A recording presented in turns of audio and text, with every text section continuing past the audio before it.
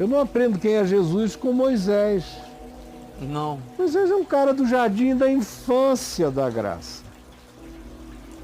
Davi, bom garoto, gente boa. Considerando a primitividade dos dias dele, ele era um Renaissance man. Renaissance man. É, um cara poeta, salmodiador, charmoso, legal, guerreiro, mas era só Davi, que chamava Jesus de meu Senhor. Jesus chega lá em Mateus 6 e fala, escuta, olhando as plantas, os lírios, e diz, nem Salomão em toda a sua glória se vestiu como qualquer lírio do campo, como qualquer orquídea. Aí diz, eis aqui quem é maior do que Salomão. Então, tudo isso ficou para trás. Então, o que desses caras continua valendo é tudo aquilo que em Jesus encontra a sua repetição e a sua validação. Se não encontrar em Jesus a sua repetição e a sua validação, é para ser jogado fora. Caiu em obsolescência. Praticar é assumir um estado de demência. É assumir o Alzheimer de Moisés. É em Jesus que eu tenho a lucidez. Eu sou a lucidez do mundo. É nele que eu tenho a única revelação. Os outros todos foram inspirados por Deus para a sua hora, época e circunstância, serviram a sua própria geração. Agora, em Jesus, meu amigo, o culto à Bíblia acaba. O culto à Bíblia acaba, como Jesus disse, vocês examinam o Velho Testamento, a Bíblia dos judeus, porque julgam que ali está a vida eterna. Ora, se vocês estão examinando, não aprendam que são elas que dão testemunho de mim. Que a finalidade delas era me indicar. Como João diz no Apocalipse, que o espírito todo da Escritura, o testemunho da Escritura, o espírito da profecia é dar testemunho de Jesus. Jesus é a chave hermenêutica de quem quer que tenha conhecido a Jesus e visto que ele era a pedra de esquina, como ele mesmo disse que ele era. A pedra que os construtores rejeitaram. Ele chegou a dizer em João 10 uma coisa chocante. Ele disse, todos quantos vieram antes de mim eram ladrões e salteadores de algum modo. Meteram a mão em alguma coisa. Todos. É que o pessoal não quer incluir todos. Eles querem que esse todos... Todos deles tem que ser algum?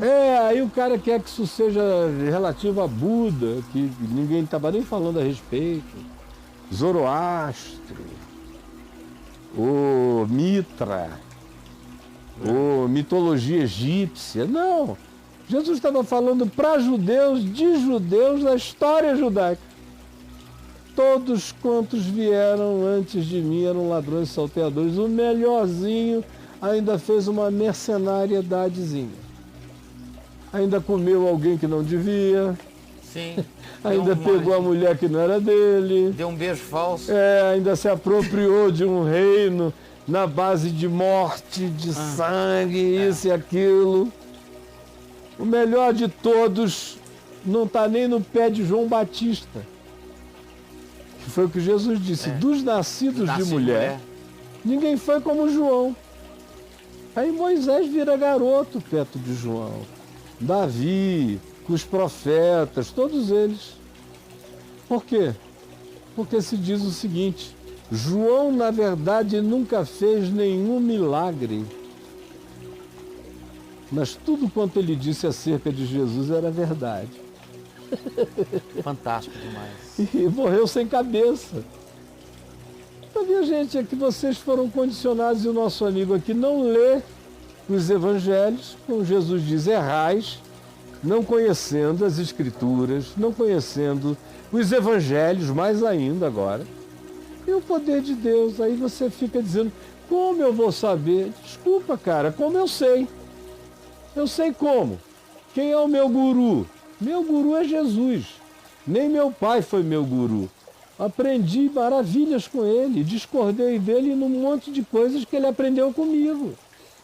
Como a Epístola aos Hebreus diz, listando aquela lista enorme de pessoas, começando lá com Abel, passando por Enoque, entrando em Noé, passando por Abraão, por Sara, por Davi, por aquela lista toda, Sansão, Jefté, todos eles mencionados nos livros de Juízes, os profetas, menciona Isaías, sem falar o nome, gente que foi cerrada ao meio, foi o caso de Isaías, gente que foi expropriada de tudo e termina dizendo, ora, eles sem nós que temos a revelação de Cristo Jesus, não seriam aperfeiçoados.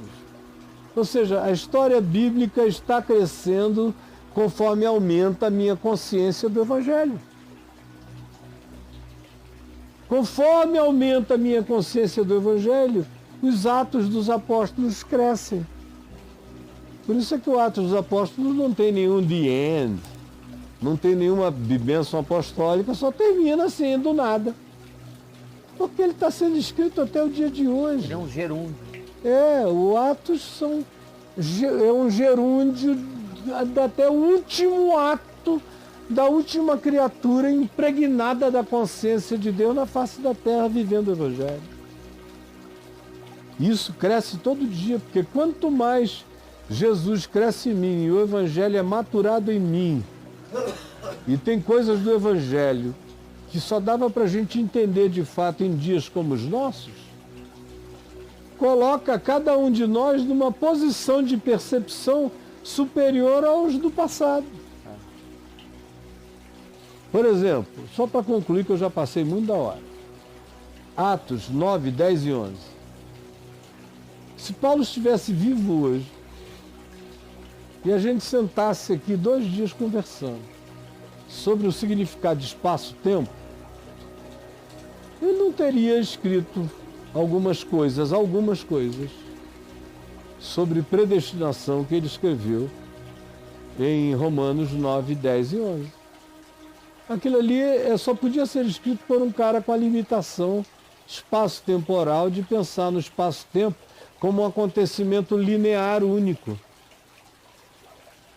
Aí está tudo certo. Se Deus está aprendendo com o homem, andando com o homem na linha do tempo, e se a criação aconteceu e a crucificação de Jesus foi o ato de redenção, como um remendo de pano novo em veste velha, como que Jesus disse que era para não fazer, botar vinho novo em odre velho, Tá. se a crucificação é um remendo, a redenção, então ok. Romanos 9, 10 e 11 está certo. Deus está remendando o que aconteceu de errado. Mas quem está certo é Jesus, que diz que tanto Abraão como Isaac e Jacó, que já tinham morrido, um depois do outro, Deus diz, eu sou o Deus de Abraão, eu sou o Deus de Isaac, eu sou o Deus de Jacó, e Jesus diz, portanto, ele não é o Deus de mortos e sim de vivos, porque para ele todos vivem, afirmando que Deus é o eu sou indesignável, e que para ele não existe nem passado, nem presente, nem futuro, tudo é, não só nessa linha do tempo newtoniana aqui, mas no mundo paralelo, nos muitos mundos de principados, potestades e camadas e camadas e camadas de existências paralelas. Então você, entendendo o significado, por exemplo, da mecânica quântica e do que ela sugere e prova laboratorialmente sobre a indesignibilidade do aprisionamento de uma partícula a um único momento no espaço-tempo, que a mesma partícula pode ter um recíproco no outro lado do universo e não está aqui, e ela viaja de um ponto para o outro sem demandar tempo nem espaço, ela simplesmente está lá, relativizando por inteiro o espaço-tempo. Um negócio tão maluco que Einstein, que foi quem chegou a essa percepção, não quis aceitá-la. porque para ele era inegável que aquilo existia, mas era incompreensível que aquele fosse o elemento fundamental do macro-universo newtoniano. E ele chamou isso de assombração física, esse spooky phenomenon, um fenômeno da assombração. Mas é assim que é. Mas é. É. Então, o que eu estou dizendo? Que se Paulo estivesse vivo hoje, Se tivesse essa informação. ele ia entender predestinação de outro modo. É. Não é uma eleição de Deus, tipo, amei a Jacó e aborrecia Esaú. Isso era o que eles podiam dizer. Aí ferra o mundo árabe todo. Quando na realidade Deus ama o mundo de tal maneira. Não os judeus, os hebreus, os semitas, amou o mundo. Eu acho maravilhoso que pegam Simão Sirineu, que era um africano negro, para carregar a cruz de Jesus. É, Caio. Para acabar com essa idiotice, né? Maravilha. Amou o mundo, amou os cananitas, os descendentes de Cão, os africanos. Amou o mundo. Amou os arianos, descendentes de Jefté. E amou os semitas, amou todos, de todas as categorias. Então, predestinado é todo aquele que em qualquer lugar dê privilégio ao amor, à verdade, à justiça. Esse é um predestinado. Não é porque ele ouviu, às vezes ele não ouviu nada, não sabe nada, mas inexplicavelmente, ao invés de odiar, ele prefere amar. Ele prefere amar. Ao invés de se vingar, ele prefere perdoar. Ao invés de matar, ele prefere poupar. Esse é o predestinado. Esse cara é um predestinado. Esse que ama, conhece a Deus, vem de Deus, é filho de Deus. Foi o que Jesus disse em Mateus, é o que João repete na epístola dele, é o que o Novo Testamento todo ensina. Só não quer ver isso quem está totalmente cegado pelo engano supremacista da religião. Agora, eu não estou mais nem aí tem aquela garotada ali, reformada, que fica dizendo que eu sou herege. No dia que os filhos deles aprenderem significado relativo de espaço-tempo, que eles derem uma mergulhadinha no ambiente quântico, e eu já não estiver aqui, porque do jeito que as coisas são, eles vão demorar demais a chegar lá. É.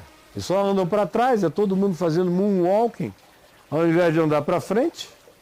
Então eu vou ter que morrer, passar muito tempo para os caras dizerem, poxa, o Caio só estava tentando ajudar a gente a enxergar melhor, e como Paulo, em Romanos 9:10, não é a revelação é Cristo, e o que ali é revelação em Paulo é o que se coaduna com Jesus. E com Jesus essa história de que tu ocultaste essas coisas aos sábios e entendidos e as revelaste aos pequeninos, é um mistério da graça de Deus que está para além de qualquer compreensão humana, e nem é um fatalismo determinante, não é um karma salvífico em relação a ninguém. De modo que eu me lembro, quando eu era bem jovem, me perguntavam, escuta, quem são os predestinados para você? Eu digo a todo mundo que ouvindo, acolhe, e todo mundo que não ouvindo, escolhe. Esses são os que escolheram o que é bom. Esses vão viver. Quem escolhe o que é mal, escolhe morrer. Morrendo, morre. E quem escolhe amor, justiça e paz, como Paulo diz, escolheu incorruptibilidade, esse vai viver. Quem escolhe incorruptibilidade alcançará a incorruptibilidade. Quem escolhe viver para alimentar a corruptibilidade, quando morre, morre. Vai ser comido pelo verme, que não se sacia nunca. E acaba ali. Morreu, foi, já era.